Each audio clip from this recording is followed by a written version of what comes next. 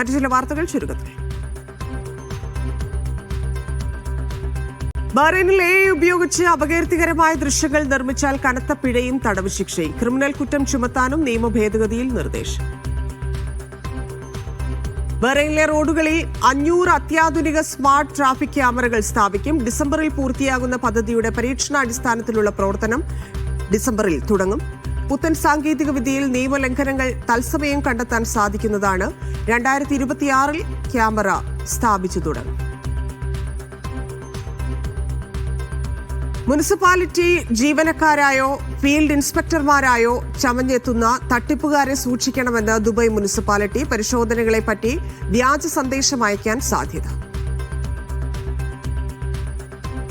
കളഞ്ഞുകിട്ടിയ identity card ഉപയോഗിച്ച് ബഹ്റൈനിൽ ആൾമാറാട്ടവും തട്ടിപ്പും നടത്തിയ ബംഗ്ലാദേശ് പൗരന് 3 വർഷം തടവ്.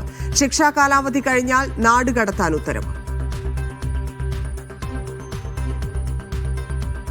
വന്ദേമാതരത്തിന്റെ 150ാം വാർഷികാഘോഷങ്ങൾക്ക് തുടക്കമിട്ട് കുവൈറ്റ് ഇന്ത്യൻ എംബസി പരിസരത്ത് ദേശീയ ഗീതം കൂട്ടമായി ആലപിച്ചു.